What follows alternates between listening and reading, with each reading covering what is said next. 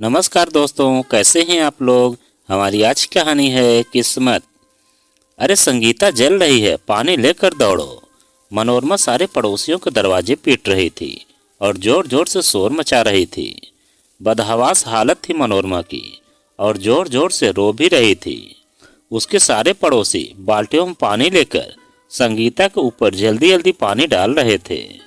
जलता हुआ संगीता का शरीर नीचे निढाल गिर गया। सारे कपड़े जलकर जिस्म से काला कोयला बनकर शरीर से चिपक गए थे। संगीता बेहोशी में मेरे बच्चे बुदबुदा रही थी। पड़ोस के फिरोज भाई ने एक चादर लपेट दी संगीता पर। ऊपर का शरीर जल चुका था, कमर के नीचे जलने से पहले लोगों ने पानी डालकर आग बुझा दी थी। सबने मिलकर सरकारी अस्पताल पहुंचाया। पुलिस केस था तो एफआईआर जरूरी थी। तब डॉक्टरी इलाज शुरू हुआ। रात का समय था। जिस रूम में शिफ्ट किया गया वहां जले हुए मरीज थे। संगीता का पति फरार हो गया। 3 मासूम घर पर, जिसमें नेहा 6 साल की, अभय 4 साल का और निखिल 1 साल का दुधमुहा बच्चा था। आग लगाने के कुछ देर बाद तीनों बच्चे रोने लगे। नेहा ने अपनी मां को जलते हुए देखा था और रो रही थी। नेहा क्या करती, नन्ही सी बच्ची। दोनों भाई सोए थे। उस रात पड़ोसी तीनों बच्चों के लिए खाना लाए। निखिल दूध पीता बच्चा था माँ का, इसलिए कुछ नहीं खाया उसने। पड़ोसी चम्मच से दूध पिला रहे थे। पिता का पता नहीं। संगीता अस्पताल में तड़प रही थी अपने मासूम बच्चों के लिए। नर्स बार बार संगीता को समझा रही थी, पर संगीता कहाँ समझती। असहाय थी बेचारी। शरीर में पानी पड़ने से बदन में पानी के फफोले बन गए थे। गर्दन, मुंह, कान, नाक, बाल सब जल गए थे। जब पुलिस वालों ने संगीता से बयान लिए तो संगीता ने पुलिस को झूठा बयान दिया। साहब, स्टोव में हवा ज्यादा भर गई थी, स्टोव फट गया और साड़ी से आग लग गई। पुलिस का शक जायज था और पूछा, पति कहाँ है आपके। संगीता ने कहा, बच्चों के पास। पुलिस जान चुकी थी कि संगीता का पति फरार है। पुलिस ने समझदारी दिखाई और मरीज से कुछ कहना ठीक नहीं समझा। संगीता अपनी माँ की 5वीं संतान थी। लाड प्यार से पली। एमपी में सतना जिले की एक गांव की थी। खेल खेल में कब बड़ी हो गई पता भी नहीं चला। संगीता सुंदरता की धनी थी। गुलाब की पंखुड़ियों से सुंदर पतले होठ, रंग दुधिया सफेद, बाल काले लंबे, कद लगभग 6 फुट। संगीता 14 साल की, 8वीं कक्षा की पास ही की थी। विवाह के लिए लड़कों की तलाश जारी थी। पहले के समय में लड़कियों से इच्छाएं नहीं पूछी जाती थी।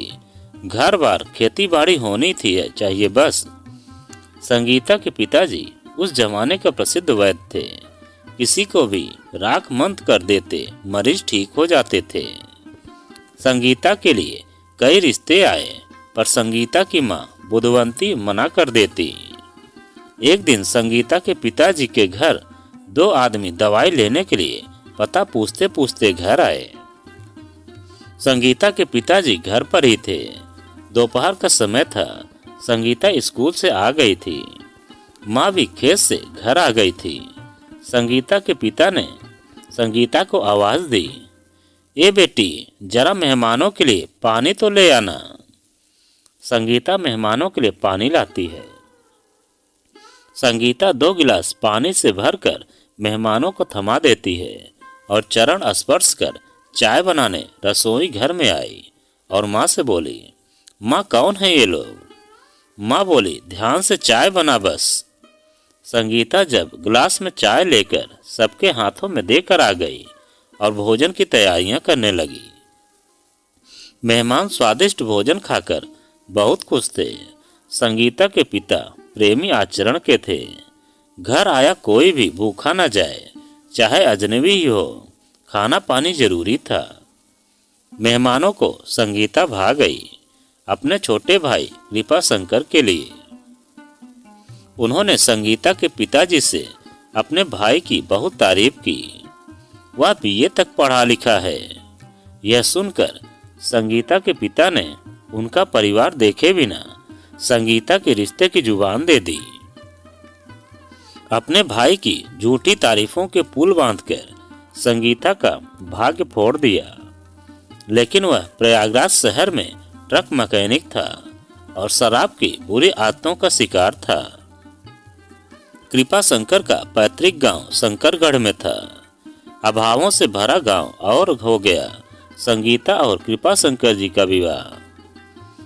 खूबसूरत पत्नी पाकर वह हवा में उड़ रहा था। सुंदर दुल्हन को लेकर पूरे गांव में चर्चा थी, पर जेठानी को नापसंद थी।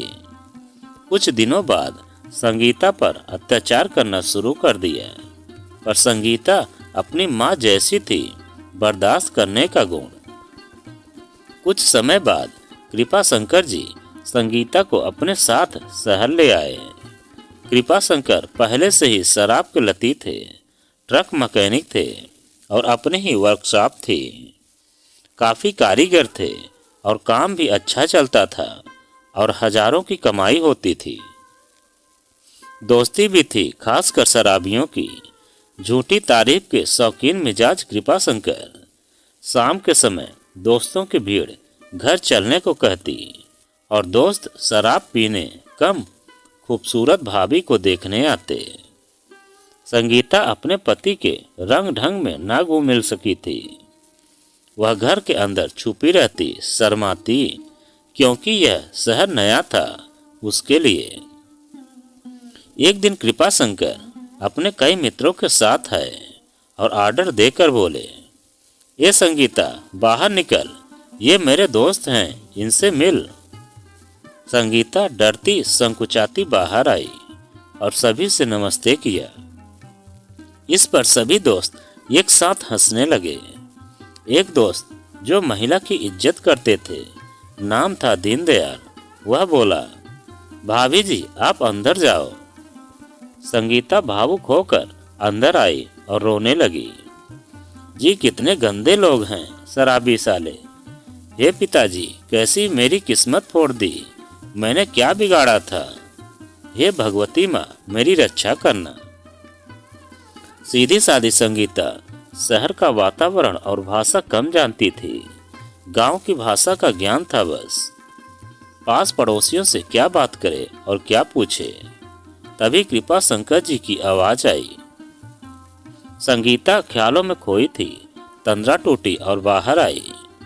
कृपा शंकर नशेड़ियों के सामने बोले, सबके लिए खाना बना, ये सब यहीं खाएंगे। संगीता को अजीब लग रहा था। बर्तन चूल्हा कुछ भी न था, किसने बनाए वह। शहर आए पहला दिन था। मकान मालिक ने नाश्ता और दोपहर का खाना खिला दिया था। सामान कमरे में एक बक्से के अलावा कुछ भी नहीं था। संगीता पति के आचरण को देखकर बोली, सुनो तो सही जी, न बर्तन है, किसमें बनाऊंगी खाना। कृपा शंकर साहब ने नशेड़ियों के सामने संगीता को गाली देकर कहा, साली जुबान चलाती है, और माने खड़े हो गए। इससे संगीता थर थर कांपने लगी। दोस्तों ने बीच बचाव किया, वरना संगीता पिट जाती। सारे दोस्त ने पकड़कर अपने साथ ले गए। संगीता के माँ और पिताजी ने उसे बड़े ही नाजों से पाला था। एक थप्पड़ तक नहीं मारा था आज तक उसे, और आज पति नशेड़ियों के सामने मारने आया। वह खुद को कोसती रही और रोती रही, एक मासूम बच्चे की तरह। कब रोते रोते दीवार पर सो गई पता नहीं चला। मकान मालकिन रात का सारा तमाशा सुन रही थी। वह संगीता की किस्मत पर दुखी थी। सुबह संगीता को जगाया तो उसका मुंह लाल और आंखें सूजी हुई थी। यह देखकर वो भावुक हुई और समझते हुए बोली, बेटा रो मत, तेरी किस्मत फूट गई है। तेरे माँ बाप ने ऐसे शराबी के हाथ तुझे बांध कर। संगीता टूटी फूटी हिंदी भाषा में बोली, मैंने क्या जाना था आंटी जी कि मेरा पति ऐसा निकलेगा जो मुझ पर हाथ उठाएगा। मकान मालकिन बोली, देख बेटा, औरत एक बार मार खाती है तो पति से वो पिटने की आदी हो जाती है, और तुझे नहीं मार खाना है और डरना भी नहीं है, क्योंकि तू बहादुर औरत है। पता नहीं तेरी किस्मत में क्या लिखा है। बेटी, मैं तेरी माँ के समान हूँ, पर माँ नहीं हूँ। एक धर्म का नाता निभाऊंगी। मेरी बेटी, संघर्ष करना होगा, मरना नहीं बस।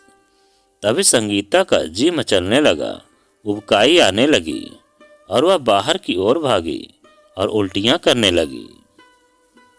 मकान मालकिन अपने नल से जग में पानी भर कर लाई और संगीता को देखकर बोली, संगीता, तू गर्व से है।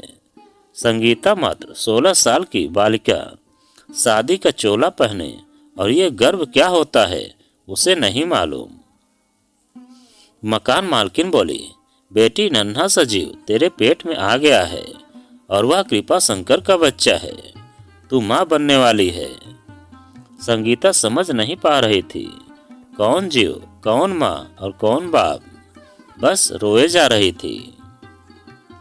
नशा उतरने के बाद कृपा शंकर साहब अपने मित्र दीनदयाल सिंह के साथ संगीता के पास आए और क्षमा मांगने लगे। तभी मकान मालकिन थाली में खाना लेकर आई और कृपा शंकर के कान पकड़कर बोली, तू बाप बनने वाला है और ये लड़ाई झगड़ा अब नहीं चलेगा। और जा बाजार से बर्तन और स्टोव लेकर आ। खाना पीना मैं नहीं दूंगी संगीता को। कृपा शंकर बहुत खुश थे और सामान लाने बाजार चले गए। संगीता ने 9 महीने बाद एक बेटी को जन्म दिया। कृपा शंकर साहब बेटे की चाह में थे, पर बेटी पाकर खुश नहीं थे। मकान मालकिन ने बेटी का नाम नेहा रखा और नेहा बचपन से अपनी माँ जैसी सुंदर थी। शराबी पति के आचरण में बदलाव नहीं था, पर संगीता को सहन करने की आदत हो गई थी। कृपा शंकर साहब घर की चिंता नहीं करते थे। रुपया कमाना और शराब में उड़ाना उनका काम था। और एक दिन एमपी से संगीता के जेठ और देवर आ धमके। एक कमरा था और मकान मालकिन ने कृपा शंकर को कमरा खाली करने को कह दिया था। फिर अचानक एक दिन पता चला कि संगीता फिर गर्भ से है और नेहा बस 1 साल की थी। फिर कृपा शंकर ने दूसरी जगह में हजारी प्रसाद जी का मकान 1500 रुपये महीने पर लिया। हजारी प्रसाद का मकान के आसपास पंजाबी और मुसलमान ज्यादा रहते थे। सब संगीता को बेटी मानने लगे और संगीता उनके प्यार को समझती थी। कृपा शंकर अपने रुपयों के अभिमान में रहते थे, पर औरत की कद्र नहीं थी। अपने बड़े भाई की बात पर अडिग रहते और उन्हें ज्यादा मान देना, उनकी बात सुनना उन्हें अच्छा नहीं लगता था। 3 कमरे का बड़ा घर था।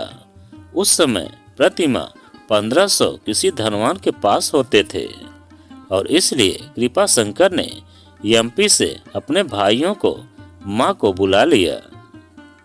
संगीता मजबूर थी। उसी दौरान संगीता ने एक बेटे को जन्म दिया और बेटे का नाम अभय रखा। संगीता पर 2 बच्चों का भार आ गया था और इतने परिवार वालों का खाना भी बनाना पड़ता था। संगीता के पति के घर रोज घर से आए रिश्तेदारों और दोस्तों की शराब की महफिल लगती थी, पर पति को समझाने का कोई रास्ता नहीं था और न उन्हें बच्चों की चिंता थी। संगीता के 3 भाई भी कभी कभी आते रहते थे और कई कई दिन रहते थे। एक भाई देवेंद्र कृपा शंकर साहब की गुलामी और चमचागिरी करके मैकेनिक का काम सीखने लगा और शराब भी पीने लगा। प्रतिदिन घर में मांस मदिरा का सेवन चलता था, पर कृपा शंकर अपनी कमाई रिश्तेदारों और अपने भाइयों पर उड़ाते थे। कुछ दिन बाद संगीता ने फिर एक और पुत्र को जन्म दिया और उसका नाम निखिल रखा। संगीता अब सब समझ चुकी थी कि जिंदगी भर ये आदमी नहीं बदलेगा और न ही ये रिश्तेदारों की भीड़ हटेगी। संगीता का एक देवर था सत्यम, जो संगीता को माँ समझता था। वह भाई के कुलक्षण जानता था। वो भी चुप रहता था क्योंकि कृपा शंकर जी का भाई था और मैकेनिक का काम सीखता था और बच्चों की देखभाल भी करता था। संगीता अब मकान मालकिन की बेटी गरिमा और कोमल के साथ सिलाई प्रशिक्षण को जाने लगी। तब तक सत्यम बच्चों की देखभाल करते थे। एमपी से कृपा शंकर के चचेरे बड़े भाई कामता प्रसाद जी रोजगार के लिए आए और कृपा शंकर ने अपने बड़े भाई की नौकरी बिस्कुट फैक्ट्री में लगवा दी। अब एक सदस्य और बढ़ गया था। उनमें अच्छे गुण थे। परिवार के सभी का खाना वही बनाते थे और संगीता को अपनी बेटी समझते थे। और संगीता ने 3 महीने का सिलाई प्रशिक्षण पूरा कर लिया था। आज संगीता सबके लिए खाना बना रही थी और बच्चे सोए थे। नींद पूरी न होने के कारण नेहा चिड़चिड़ी हो रही थी और रो रही थी। काफी चुप कराने पर भी चुप नहीं हो रही थी। कृपा शंकर साहब दंदनाते हुए आए और संगीता से लड़ने लगे। हाथापाई में कृपा शंकर ने संगीता को धकेला और संगीता जलते हुए स्टोव पर गिर गई और बर्तन नीचे गिर गया और साड़ी ने आग पकड़ ली और संगीता जल गई। और संगीता का पति अपने दोस्तों के साथ और बड़े भाई के साथ फरार हो गया। उस दिन सत्यम और कामता प्रसाद जी घर नहीं थे। जब दोनों घर आए तो बर्दाश्त से बाहर थे और संगीता को देखकर बहुत रोए। खूबसूरत संगीता का चेहरा काला कोयला बन गया था। सत्यम ने घर संभाला और कामता प्रसाद जी ने संगीता की देखभाल की। कामता प्रसाद जी संगीता के जेठ लगते थे और जेठ का छुअन पाप माना जाता है। और कामता प्रसाद जी ने संगीता के फफोले और आंसुओं की सफाई और मल मूत्र एक बेटी के समान समझकर किए। अब संगीता अस्पताल से ठीक होकर घर आ गई थी। अब पति भी अपनी पत्नी की सेवा करने लगे। थोड़ा सुधार हुआ। संगीता अब उठने लगी और घर का काम भी करने लगी थी। कृपा शंकर साहब भी समझ रहे थे कि दोस्त शराब पीने आते हैं और चले जाते हैं। अब संगीता के पति सुधर गए थे और अपने बच्चों पर ध्यान देने लगे थे। और समय गुजर रहा था। अब पति में भी परिवर्तन था। नेहा, अभय और निखिल भी पढ़ने लगे थे। दिन गुजरते गए। संगीता ने सिलाई का कारोबार शुरू कर दिया और लड़कियों को भी सिलाई सिखाने लगी। संगीता का पति सुधर गया था और संगीता अपने पति का ध्यान रखती थी। आदमी कैसा भी हो, पति सुहाग है मांग के सिंदूर का। और संगीता ने अपनी बेटी को इंटर की परीक्षा दिलवाकर उसका रिश्ता करवा दिया। अच्छा परिवार मिल गया था। जो दुख संगीता ने देखे वो बेटी को न देखने पड़े। नेहा अपने परिवार में बहुत खुश है। संगीता ने अपने दोनों बेटों की भी शादी सुंदर परिवारों में कर दी और इस प्रकार संगीता के दुखों का अंत हुआ और आज संगीता बहुत सुखी है। ईश्वर सबके धैर्य शक्ति की परीक्षा लेते हैं और सुख भी प्रदान करते हैं और आज संगीता खुश है। भरा पूरा परिवार है और ईश्वर को धन्यवाद देती है। देर आए पर दुरुस्त आए, इसीलिए कभी भी हिम्मत नहीं हारनी चाहिए। तो दोस्तों, यह कहानी आपको कैसी लगी कमेंट में लिखकर हमें ज़रूर बताएं। और आप अगर हमारे चैनल पर नए हैं तो प्लीज़ चैनल को सब्सक्राइब करें और वीडियो को एक लाइक ज़रूर करें और एक प्यारा सा कमेंट हमें ज़रूर करें।